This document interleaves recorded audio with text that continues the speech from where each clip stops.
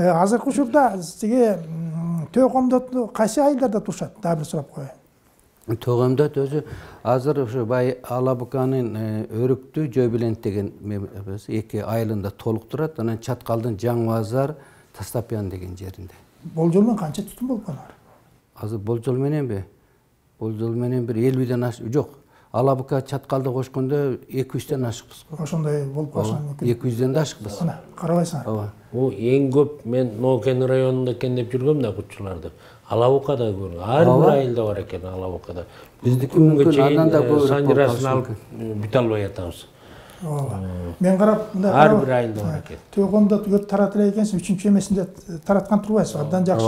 Ушуну бир өзүңүздө барганда, ушуну көрсөтүп койсоңуз, мына түштүк түндүк деп бөлөбүз. Түштүктөн келип, момутуп кучакташып отуруп, бир табакта отурабыз. Тууган турбайсыңар, мына кандай кубанып алып жүрөсүз жаныбызда. Мына бул бириктирүү да максатыбыз ошо болуп атпайбы? Ушундай келип отурсаң кубанат экенсиң. Абдан жакшы. Эми биз буга түшөлү. Бул Сабатар Кудайберди деп айтып келдик. Эми бул жооштун тукумдары болуп атпайбы? Меңдулат деп атабыз. Şu Меңдулаттан Кагазды, Сакалды деп атабыз, Жаңгушчу деп атабыз. Жаңгушчудан ким кетет?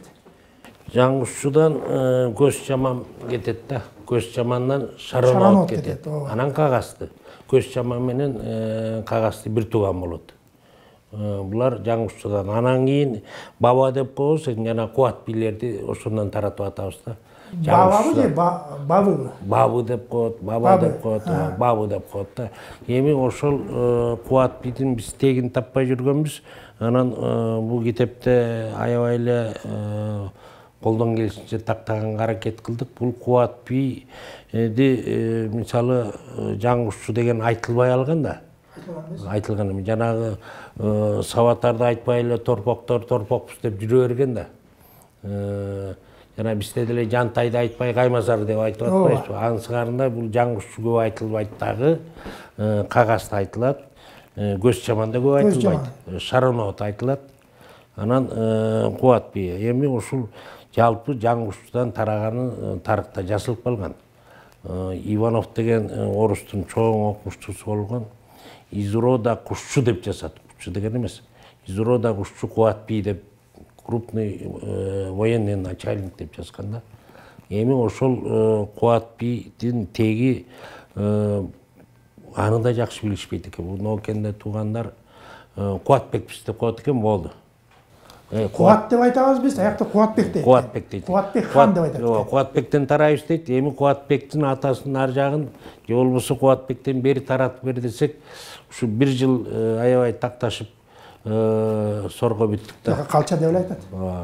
Калча бидин баласы да. Калча деп айтат, Сүйүндүк деп дагы ушундай бир туугандарын айтат. Анан Нарбото десе, тиги Нарботодо бир туугандар болуп кетет да, Нарботону тиги Кокоңандагы Нарботого такап жазып келиптир бирөө. Ал Кокондун бийине тигишпи, ал Нарбото бөлөк. Бул Нарбото бөлөк, Кутчу Нарбото бөлөк. Мына урматтуу замандаштар айтып коеюн, биз баягы санжыра билген катары иликтеп, жиликтеп жүрбөйбүзбү? Бир нерсени мен түшүнүп калдым. Бирөө китеп жазып алып келсе, ошол эле сизден мисалы үчүн Кубат бидин урпагы болуп, мен эжели мындай Кубат бидин урпагын көргөн эмеспиз. Эмне дейт? Көлдө көп эле аялганамда дейт. Ошо Кубат бидин урпагыбыз дейт. Эптеп эле баягы санжыра билгендер белгилүү бир бидин, хандын тукуму болобуз деп аракет кылгандары жакпай атат да маганчы. Ушунун кереги жок да. Анын эмне ошол эле аял бар бекен. Тияктан да аял алган тукум калтырып кеткен деп эле ошого чектеп атат да. Мисалы мен жалпы айтып атам да, ошол болбойт. Бул жерде көп мындай сөздөр бар да. Бул Кубат би болжол менен канчанчы жыл төрөлгөн? Болжол менен Кубат би 1710-жылда атабыз. Ошол жылдар окшойт, ооба. 1710-жыл. Анан 18 жашында би болуп атпайбы? Атасынан эми көп бир журналисттер жазып, ошо менен бүт бардык жерге кетти. Таластын Калба жайлоосунда төрөлгөн деп. Бар, ошондой сөз бар. Андай сөз бар. Бирок мен аябай изилдедим, бул алай жакта төрөлгөн да. Себеби Калча би деген таласта болгон эмес. Ошол доордо. Таластык бийлердин баары саналып эле да. Анан Калбада төрөлтүп, анан бой жеткенде түштүккө кетирип атат да. Бул ошо түштүктө төрөлүп эле Кубат би өзү 18 жашында бийликке келсе, аким болуп кайсы? анан 1700 баягы 56-жылдары болгон да бул. Bir 3 жыл, 2 жыл аким болуп калган Кашкарда. Жана кожолордун чакыруусу менен барып атпайбы? Кожолордун чакыруусу менен барып, ак тоолук, кара тоолук болуп, булар кожолор экиге бөлүнүп, анан бул калмактарды кубалаш керек болуп калат да. Ошондо барып туруп анан бул ошол кожолорго кошулуп, калмактарды кууп Кашкардан. Анан ошонткөндөн кийин муну Кашкарга аким кылып шайлашат. Аким кылып bir 3 жылдай 3 жылдай болду. 3 жылдай болот. Анан бияктан тиги Эрдене Эрдене би хан болуп эле ал убакта. Ошту көздөй каптай баштайт да. Кокон ордосун булар Кара Суу жакка, Ош жакка которобуз деген ой болгон экен. Анан ошондо аны угуп калып, анан баягы тоодо өскөн тоонун сагынып, Алайды сагынып, анан Кашкарга тойдум деп анан кайра кол менен кайтып келген да. Эми ошол бирок анын да урпактары калыптыр. Мен Кызыл Суу кыргыздарын кыдырып жүргөндө Кубатбектен тарайып дешет экен. Бирок алар деле так айта албай койду Кубатбектен. Жол болдулар көп экен, кагаздылар көп экен. Жол болду. Кызыл Суудачы. Анан Улуу Чат деген оданга барып, жана Үсен Ажы да жазып атпайбы? Кубат бийдин кызыл мунарасы бар, ошол жака коюлган, Кытайга коюлган дейт да. Анан мен ошо Улуу Чатка барып, ошол кан жууган деген өрөөн экен. Бирок биз жетпей койдук. Андай мунара жок дешип атат. Мүмкүн мурун болсо керек, кийин баягы урап жок болуп калганбы, кызыл мунарага жеткен жокпуз. Кубат бийдин кызыл мунарасы деп коет экен. Андан тышкары ошол Кубат бий ошол Кашкарда жүргөндө Итим Баатырга жана кожонун кызын алып берип атпайбы? Тууган болуп. Ошондон жана Сулфияндар тарап атпайбы? Ошол Итим Баатыр дагы ошол Кашкарга чейин баягы колдун ичинде болуп, баатырлык кылып баргандан кийин анан ошол кожонун кызына үйлөндүргөн да. Анан ошондон Сулфияндар тараган. Сулфиян балдары деп өзүнчө коюп атпайбы? Жакшы. Эми булчу Кубат бий канча жыл каза болду? Бул эми ары түрдүү айтылат. Бир окумуштуу жазыптыр, эми атын айтпай эле коеюн, тарыхчы. 28 жашында кайтыш болгон деп жазыптыр. Бул туура эмес, 28 эмес, бул 1710 жылы төрөлсө, 1770-жылдары кайтыш болгону. Бирок Кытай жазма булактарында 1762 жылы Эрдана өлтүрүп койду деп жазып атат. Ооба, бар. Кытайча ариф менен кайра бизге которуптур. 1762. Бирок көп кээ бирки булактарда 1770-80 жылдарга такашып атат. Көрдүңүзбү? Эми 71 деп такып атат. Кубат бийди дагы көп маалыматтарда талашып жазгандар көп экен да. Мисалы Оросбек Айтымбетов бул Кубат бий кушчу эмес дейт. Бул саяк катагандан тамыз уруусунан деп жазыптыр. Мен ал кишиге жолуга албай алдым, рахмат болсун, кайтыш болуп кетти. Кубат бийди кушчу да эмес, бул катагандын тамызынан, анан Кундузда 1880 жылы тиги Ооганстанда хан болгон деп жазыптыр. Эми ал туура эмеспи? Аны айтасыз, мынакей Төлөк Төрөканды, кытайлык аксакал санжырачы. Кыргыз эл санжырасын жазбадыбы? А жерде 15-кылымга алып барып коюптур Кубат бийди. Анан мен ошол Кара Жүлгө барганда, Аңсы деген айыл бар, Акчийге баратканда. Ошол жолдун боюнда айыл экен. Мен кайрылып анан кийин сурайын деп ал киши үйүндө жок экен. Анан 16-жылы бул Бишкекке келип калды аксакал. Анан бир конференция болуп Ак Кемеде. Анан мен барып сурадым. Аксакал, бул Кубат бий жөнүндө 2 Кубат бий барбы? 1 Кубат, 2 Кубат бий бар. Бизге кийинки Кубат бий керек. Бирок экөө тең кушчу болгон дейт. Экөө тең кушчу. Анан 15-кылымдагы Кубат бийди тажиктердин колуна түшүрүп, зынданга түшүрүп, ошо менен дайынсыз кылып койгон. Кийинки Кубат бий жөнүндө сөз жок. Бу кандай десем, ичине такалгансып калды. Эми 80дей кишини көп кыйнагым келген жок. Ошондо менде да мындай шек пайда болду да, бул Санжыранда көп жагын баягы уккандай эле жасай бергенде болбойт окшойт. Муну тарыхый доорлор менен салыштырып, ошол керек да биринчи очу. ооба. Анан кийин эми ошол кыргыз эл Санжырасын биз азыр аябай мактап атпайбызбы? 7000 жылдык тарыхта табылды кыргыздардын деп. Анан мен ала китепке да киргизип койдум. Аерде митип жазат. Жана Чыңгызхандын уулу Жагалай деген болгон, Жагалай хан болгон дейт. Жагалай хандын жаш токолу 5 айлык боюнда бар экен, монголдорго, Чыңгызхандарга колго түшүп калып, Чыңгызхан багып алып, эме аялдыкка алып, анан кийин андан жоочу төрөлүп атпайбы. Демек жоочуну ошо Караталдын небереси кылып атат да. Каратал кушчунун небереси кылып туруп, жоочуну да кушчу кылып. Анан эми бул Санжыра да, Санжыра. Бирок муну биз тарыхый факты кылып ала албайбыз го. Баягы кыргыз эл Санжырасы, элдик Санжыра. Жакшы. Эми биз ар биринен бирден токтолгонго аракет кылалы негизи. Биз жана Кыржы Бекетай деп атпайбызбы? Кыржы Бекетай депчи. Сиздер эле жазып кеттиңиз. Жана анын Бекболот, Бектемир, Таласпай, Манаспай деген балдарын жазып жүрөсүз. Мына Акмат ажы. Жанагы Таласпай, Манаспай калп кетпесем түштүктө. Ошондо бир түздөсөңүз ошону. Менче түштүктө. Булар кетип калбады беле? Ошолорду да бир карап көрсөңүз, дагы табасыз. Баарын чогултуп. Дагы тартылат. Дагы тартылат да. Мына ушинтип эле эметет. Изилдей берсеңер, бул жерде баягы көп айтат да, бул урууга бөлүнгөн болбойт деп. Кыргыз 40 уруудан турганы бул талашсыз, бул бөлүнбөйбүз. Кыргыз 40 уруудан турат. Аны билбөйсүз эле айтсаңар болот.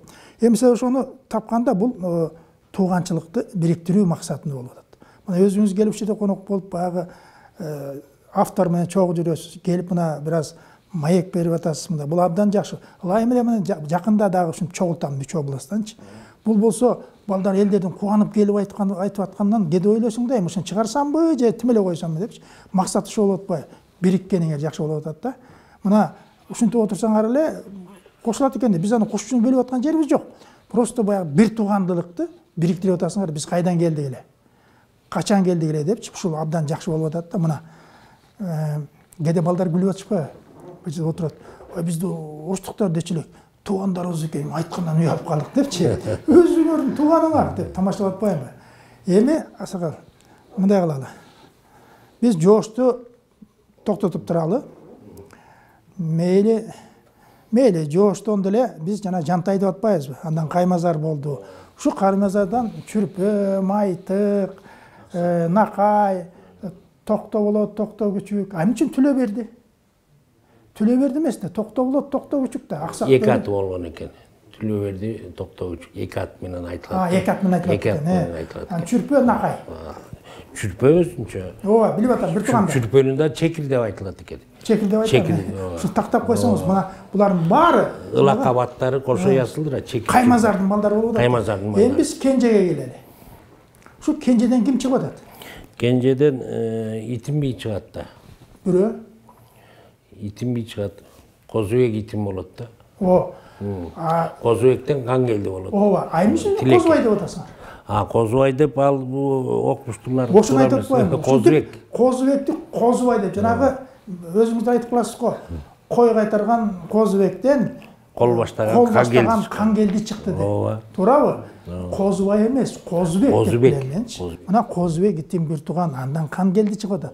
Ал эми Итимден болсо Бүргө Баатыр. Бүргө Баатыр канчанчылык тургунчу? Бүргө Баатыр 1750 жылдардын ичи деп ойлоп атабыз да. 55-56 эмеспи? Мүмкүн. Бир ошол бул эми так эмес. Бирок 50 жылдардын ичинде да.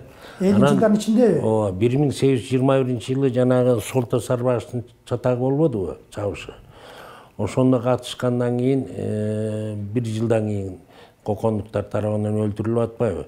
Себеби муну такаганыбыз мага ошо Санжырачы Мамадал деген чоң атабыз бар эле, ошол айткан да. Кокондуктар бүргөнү тындым кылгандан кийин уусу көп. Анан кийин ол ятаны чаап алган деп. Демек бул чеп болуп турган Ажыбек экөө, Ажыбек Баатыр экөө ол ятадан бери кокондуктарды өткөзбөй турган. Анан жана өлтүргөндөн анан тарыхта да бар 1824-жылдары ол ятага Кокон ордосуна кокондуктар каптап кирген. Беккулу, Аккулу бек деген. Андан бери чыгып Меркеге келишкен, чеп салышкан, анан Пишпекке келишкен. Көрдүңүзбү, ошол Бүргө Батыр чеп болуп туруп, Бүргө Батыр өлгөндөн кийин анан 1824-жылдары. Демек, ошол биз андан кийин же андан мурун деп айталы десек, себеби Солто Сарбагычтын чатагында катышып атат. Канайдын чакыруусу менен бияка келип атат. 21-жыл болуп атпайбы? Ал тарыхта такталган Солто Сарбагыч чатагы. Демек, Бүргө Батыр ага катышат дагы, тиги кокондуктар келгенде жок болуп калган. Кайтыш болуп кеткен, көрдүңүзбү? Жакшы. Ошентип сүрүштүрүп отуруп анан кайтыш болгон жылдын тактадык. Жакшы. Эми бир суроо да. Бүргө Батыр бул атагы биленип эле калган. 16 жашынан баштап эле баягы жорсулчук иштерге катышып, бүргө болуп турган. Бул Абылай хан 1778, 1776 деп айтат да. 1778, 1779 десем так эмес да. Ушу козголгондо эмне үчүн бүргө катышкан жок? Бул бүргө катышпаган себеби бул чоң капкада бийлердин жыйыны болгон да. Эми ал жерге баягы абройлуу аксакал бийлер Тумаби деген сарууда ошол чогулткан. Тумабиде? Тумаби, кадимки Тумаби бош моюн болот. Бош моюн. Уругу. Анан Тумаби чогултат. Мурат алын. Анан бияктан Эсенкул баатырлар барат. Кетмен төбөдөн Садыр келет, Эр Садыр. Ошентип 13 бий чогулуп туруп эмне кылабыз, бул Абылай хандар каптап келатат дегенде анан биз сүйлөшөлү, энди ынтымак менен казак менен ынтымакта бололу дегенде ошол жерден Садыр, Эр Садыр айтат, барыңар корксоңор анда бара берле, мен өзүм тосом, мен ушул жерде чеп курам да мен көрөм деп. Анан кийин Кетмен төбөдөн баягы жигиттерин алып келип Садыр коргонду куруп атпайбы? Анан ошентип отуруп ал Абылай хандын колунан мерт болгондо, ошондо жыйынга муну катыштырбай коюшкан, жаш сынтыпчы. Эми жаңы чыгып келаткан жалаң бийлер чогулган да. Анан ошого аябай ыза болгон дейт Бүргө Батыр. Аны жыйынга коштурбай койгондон кийин. Бул жерде сиз өзүңүз айтып атасыз, бул Эсенкул деген кыргыз элинин эле башчысы болгон баягы Абылайдын ушундачы жолдо болгон Эсенкул. Чын эле айтыш керек да. Ушул Эсенкул дагы Бүргө 16 жаш болсо да сыйлаган деп атпайсыңарбы? Ашка чакырып атат деп атасыңар. Ашка чакырып атасың. Анан жанагы Кангелди айтып атпайбы? Мен качанга чейин сандыкка катабыз. Катып жүрүп карып кетеби? Эсенкул өлтүрсө да атак, өлтүрбөсө да атак. Муну деген кепке сөзгө сөз кылбай эле, жанына сөз билген, иш билген жигиттерди кошуп бергиле. Бул деген куштун атынан баратат дейт. Демек муну Эсенкул да билген экен. Мен ошо оюм суроо болду, эмне үчүн Бүргө ошол согушта катышкан эмес деген эле бир ой келип, сизден атайын сурап аткан. Эми анда 16 жашында барган. Эсенкул чакыргандачы. Эми чакырганда мен ушул Кочкор тараптан бир аксакалдан бир ырын жасап алды элем. Ошону китепке киргизген, мен таң калдым. Мен ушунча. Батасыңбы? Жок, жана жарчылар чакырганда. Бүргө Батыр кушчулар Эсенкул ашка чакырып чоң аш бергенде кел атат дейт, ошондон минтип жасат дейт. Кайкы карат мингени, кабылан сындуу бүргөнү, караламан көргөндө калбай баары дүрбөдү. Батыр сени Эсенкул балан үйгө кирди деп. Ушуну бир аксакал мен таң калдым, ушуну жаттап турам. Мен уялтыра ушул ырды билесиңби, жарчынын ырын. Баягы тегин ким дегенде Бүргө Батырды десем, ушун анан мен муну китепке да киргиздим. Анан бул эми көп жарчынын ыры көп болчу. Анан биз кыскарттык да. Ооба. Эми биз токтолуп бул Козубектен Кангелди деп атпайбызбы? Кангелди бул болуш болуп турдубу? Жок, болушту. Бий болуп турду. Бий эмес, журт башы деп койгон. Журт башы. Кангелди канча жашында Бүргөгө бошотуп берди? карып калган кези беле? Жок, 60-тан ашкан экен. 70-ке таяп калганда жанагы жылкыларын казактар тийип бергиси келген эмес. Анан ошонун баарын бүргө кайра жылкыларын тийген казактарды чаап, кайра алып келип жылкыларын анан кийин ошондон аялы айтканда, "Апарга эми сен бийликти берсеңчи, мына баланын жолун ач" дегенде анан макулдап анан бийлигин. Жанагы ошондой бийлигин бүргөгө берген да. Ал ошол учурда менимче бүргө Кангелдиге таарынып бул Таластан чыгып кетип чүйдө жүргөн. Анан баягы намыс элчин сен өз жериңе барышың деп келатканда жанагынтип Кангелдин жылкысын тийип келет. Бүт жылкысын айдап келатканда. Анан ошондо астына чыгып анан караса эле баягы буруп калбадыбы? Куучулар талкалап анан айтпай ким десе бүргө келди деп. Анан ошондон эсе алып калды. Жоксо Кангелди бир заматта эле кедей болуп калмак да. Бүт жылкысын айдап кеткен да. Ошондо аялы айткан тургу. Канчага чейин эле сен чал бийликти алсың. Мына бобага балага бошотуп бергин. Азыркы учурда баягы кушчу эл кармачы ушул бала болуп турат депчи. Анан жанагы Кангелдин өзүнүн бата бергени бар эмеспи? Жанагы Эсенгулга баратканда. Артыңан эч ким куубасын, астыңан эч ким чыкпасын, ишиң оңолсун, айтканың аткарылсын деп жакшы баталарын берип, ошо Кангелди өзү бата берди. Ошо экөөнүн ортосунда мындай эле ит менен мышыктай болчу да. Эми бул жерден айтып келип бүргө баатырлык кылды. Жанагынтип Кокондун эмеси өлтүрүп атпайбы? Өлдү да. Бирок ушунун Сарытай, Торутай, Калча, Төлө, Калыбай балдары бар. Şu kalça жөнүндө айтсаңыз. Kalça жөнүндө эле өзүнө көп сөз калды. Kalçадагы Kalça жөнүндө тарыхый китептерде да көп жазылган. Ал Тургай Чокон Валиханов өзүнүн 2-чи томунда 2-3 бетти мынтип жазыптыр. Ошол 19-чы ортосунда дейт. 1800-жылдарда Кушчу элинин Таласта Калча баатыр, Сарууларды Нурак баатыр, Кытайларды Сарыбаш баатыр бийлеп турган деп Чокон Валиханов жазып кеткен экен да. Демек, ошол Кушчунун баарын бийлеп турган Калча баатыр болгондон кийин, бул Бүргө баатыр өлгөндөн кийин бийликти Калча баатыр алган да. Анан ошондо 4000 кол менен Кокон ордосу каптап келатканда Олиятадан бери. Биз бул Мерке куланды жердеп турганда кушчулар, солтолор аралаш эле.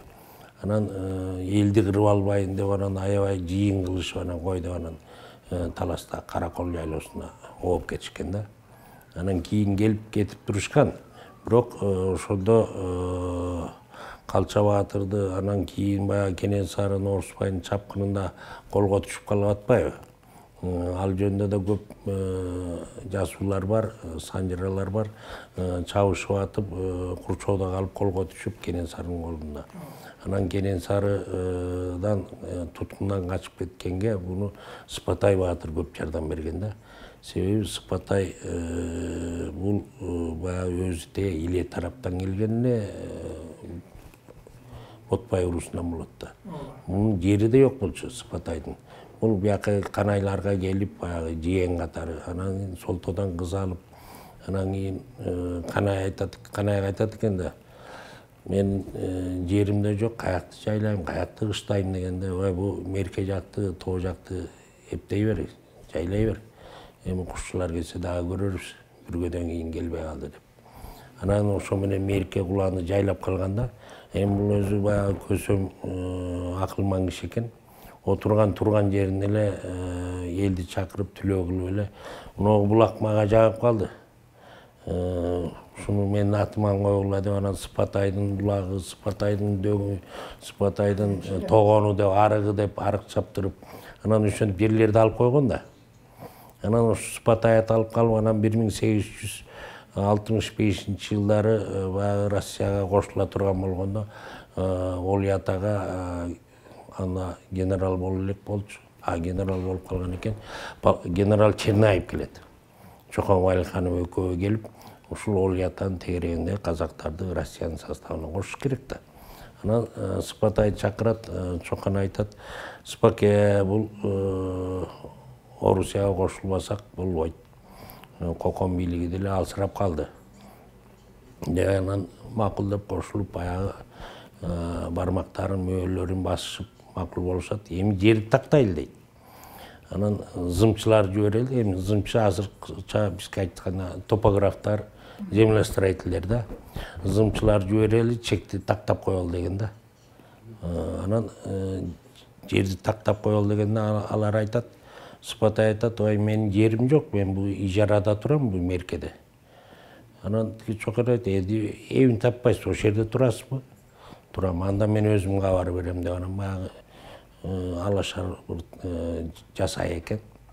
Анан жай болгондо баягы Кыргыздын манаптары, мыктылары, байлардын баары суу самыркка жайлоого кетип калат. Аштык айдаган бир-эки кедейлер калыптыр. Ошондон кийин Сыпатай баягы Иледеги туугандарын, бул нар жакта ичкеридеги казактарын көчүрүп келип, мен той берем деп анан боз үйлөрдү жабыратып жиберген да. Анан баягы Олий атага кабар бердирет. Баягы зымчылар жиберсин деп анан котормочусу менен эки орус келет. Келип анан калай, кимдин жери?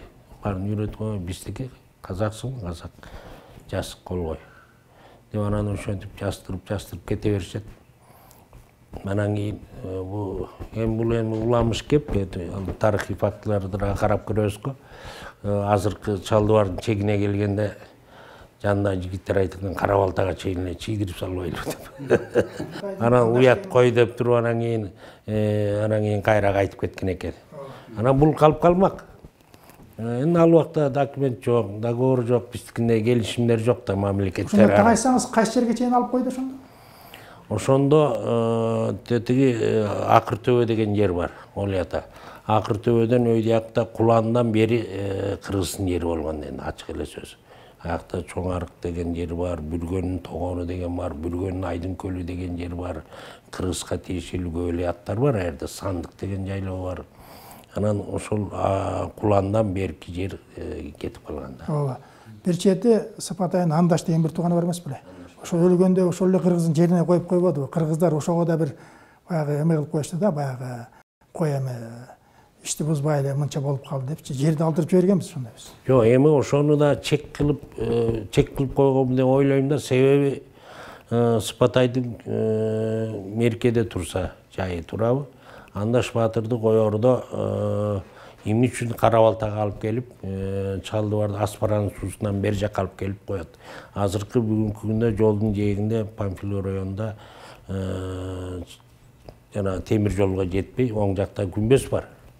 Чоң ак кирпичтен чоң күмбөз салышты Андаш Баатырга. Анан мен меркеде Бүргө Баатырга эстелик сала турган болуп калдым мазарына. Бүргө Баатырдын мазары деп Кызыл Ордо, Чымкенттен бери мазар деп келишет. Анан ошол жерге бага уруксат бербейбиз тигибу деп меркенин жетекчилиги айтып калды. Анда мен айттым. Анда силер салып атасыңар Кыргызстанга. Биздин Жайыл районуна Кара Балтага, немеге Памфилов районуна Кара Балтанын этегине чоң күмбөз салып атасыңар Андаш Баатырга. Анда мен токтотоюн. Силерге уруксат, бизге уруксат эмеспи. Мен аерге соода точкасын курбайм, мен ошо мазарды жаңыртып Бүргө Баатыр атындагы ичине таш эстелик коюйн деп атам. Деп анан ошондон беришип, мен дагы ошо меркеге Бүргө Баатырга эстелик коюп койдук. Бирок Жайыл Баатырдыкы деле меркенин үстүндө турат. Эми аралаш эле жүрүшкөн. Жакшы. Азыр кыйын болуп калбады. Ахмат ажы. Ооба. Сиз да ошо мына кызыгып жүрүп атасыз, өзүңүз мына баарын көрүп, өзүңүз жазып атасыз. Жана биз кагазды, сакалды деп атпайбызбы? Турабыкчы өзүңүз? Бул түндүктө дагы, түштүктө дагы баарында эле бар. Сакалдынын калп айтпасам баян, жоо басар, арзыгына түштүктө калп айтпайсыз. Сиз да жазып атпайсызбы? Ошо арзыгынан иликтер дагы туугандарыңар чыгат. Мына жакындашып, абдан баягы жүрөгүбүз эле жылыйт да көргөндө. Ошо арзыгынан эместе ошол жерде. Түштүктө болот да. Сузакта, Ноокенде. Ушинтип эле табылса бир чоң кубаныч экен да, барып эле баягыда издеп жүрбөй конок болуп отуруп калат экенсиңер деп. Бул аңыз болуп калбадыбы? Шыгай тууралуу. Ошо Кангелдинин жанагы Мең жашарынын Шыгайы өтө көрөгөч болгон дейт. Буну бир мисал келтирип айта аласызбы? Мен уккан, сиз уккан деле бир болсо керек. Бул Шыгайдын көрөгөчтүгү ушундай да киши болгон экен да. Бул айтсаңыз шуну. Бул Талас районунда азыркы Үч Эмчек деген айыл бар. Мына ошол жерде Каңгелдин урпактары ошол жерде да негизи. Анан бул уламыш болуп да айтылып калгандай, убагында көргөн кишилер баягы оозтон ооз айтылган да. Бул Шыгай көрөгөч деген үчүн айтылып калган. Мен муну аябай изилдедим. Көрсө бул киши аябай мергенчи киши болгон экен да. Анан бул Карагыштак деп коет, казак менен кыргыз чек арасында жайлоо да болот, кыштоого да ылайыктуу.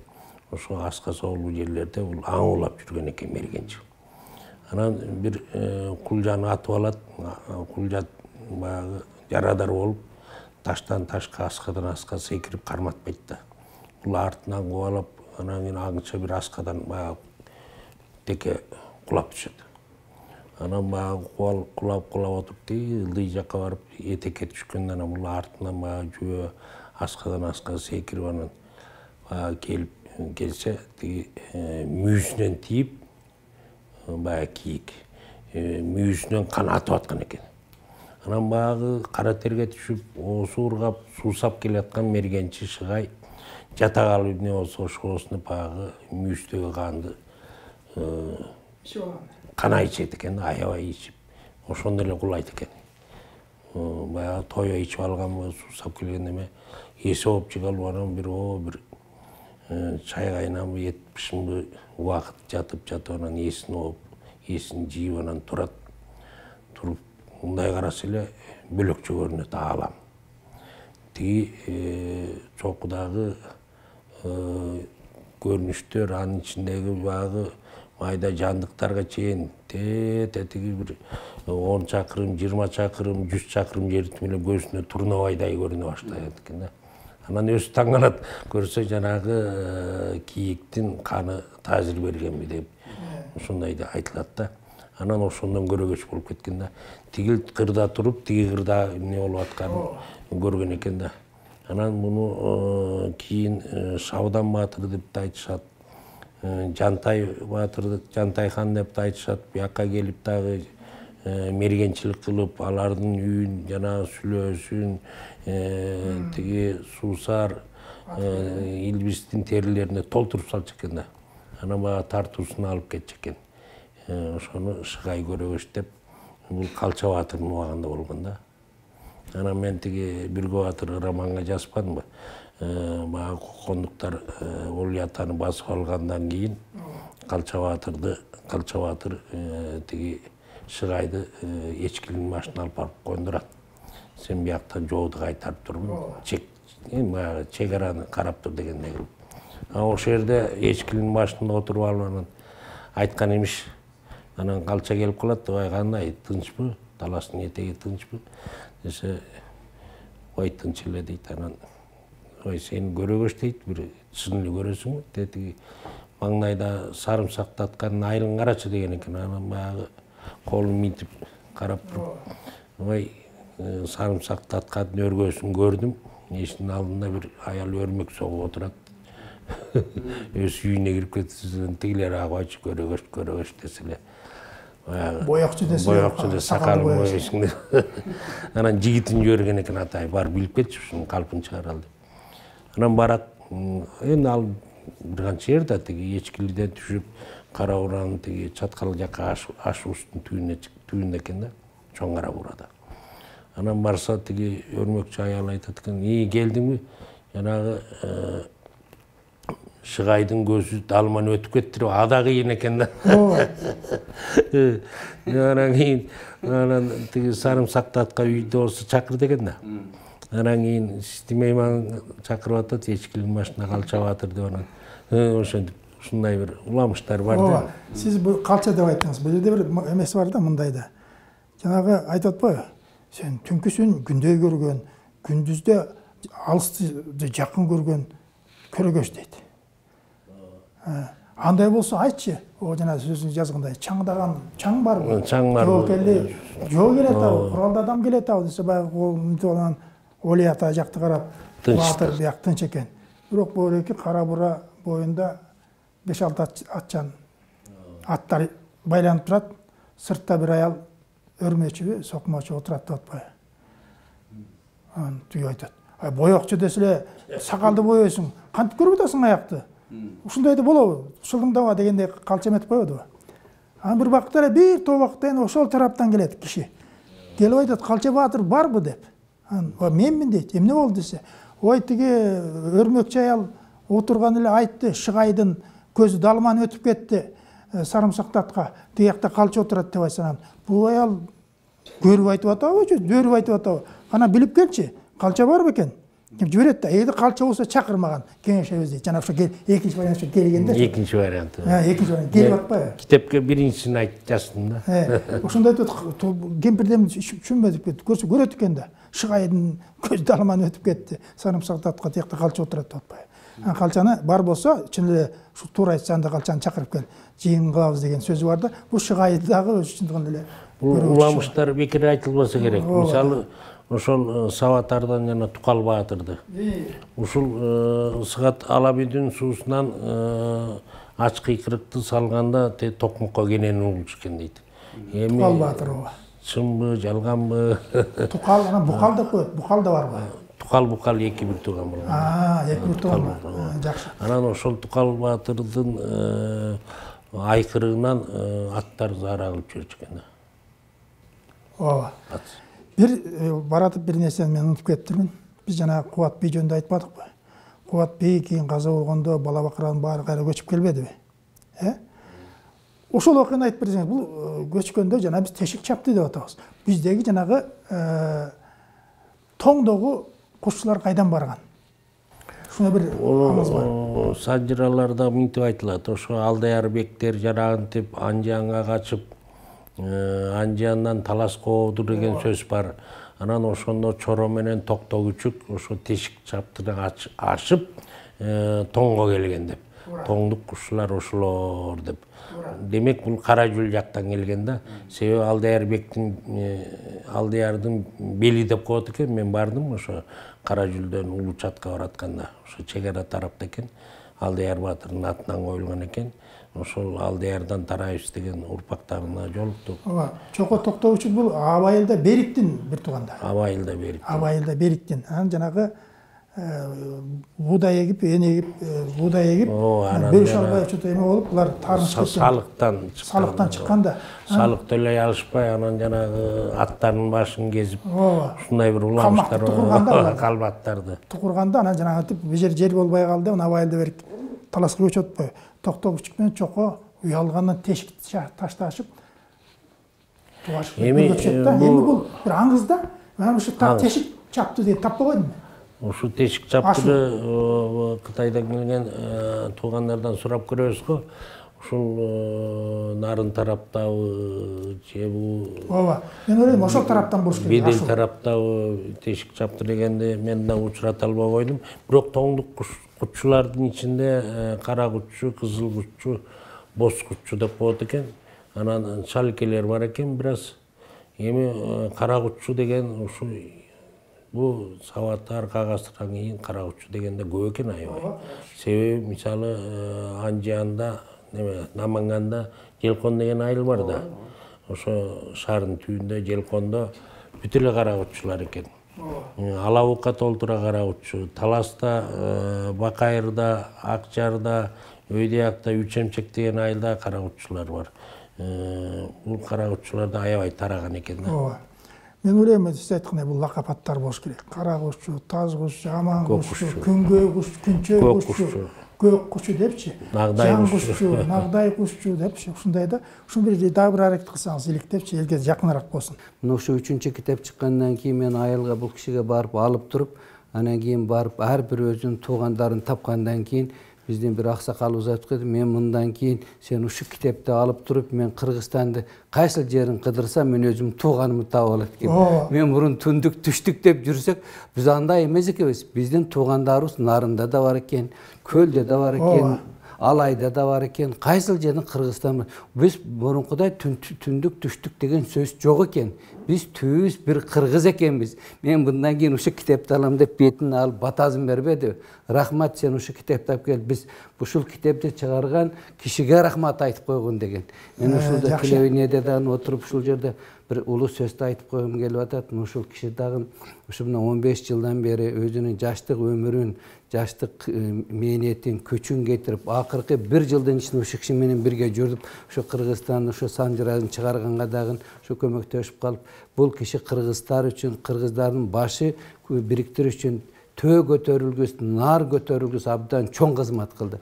Бул ынтымакчылык үчүн. Ошон үчүн бул кишиге дагы бул казылбай жаткан кен Санжыра ошон үчүн мындан дагы тереңдеп казылып, дүйнөдөгү кыргыздарды таап, дүйнөдөгү улутчулар биздин түбүбүздүн түпкүлүгүн бириктирип, ынтымакка чакыра турган жакшы бир кыргыз Санжырасы, кыргыздын түбү экенин, бир экендигин элге кылып туруп, биз бөлүнбөстөн, кошчу башка деп урууларга бөлүнбөстөн, биз кыргыз деген 40 уруулу кыргыз экесинин түбүн бириктире турган, сиздерге окшогон жакшы берүүлөр боло турган болсо, сиздерге окшогон акылдуу адамдар чогулуп, бардык ушу Санжыраны билген адамдардын барышы чогулуп туруп, башыбыз бириктире турган болсок, кыргыз эли Кудайым буйруса, дүйнөгө ата чыккан илимдүү, жакшынакай бир жаркыраган кыргыз деген эл бар экендигин көрсөтө турган жакшы берүүлөр боло берсин. Сиздерге ийгилик каалайм. Сизге дагы рахмат. Ошон үчүн дайым сиздерге ыраазычылык айтат, ушу китептерди алып.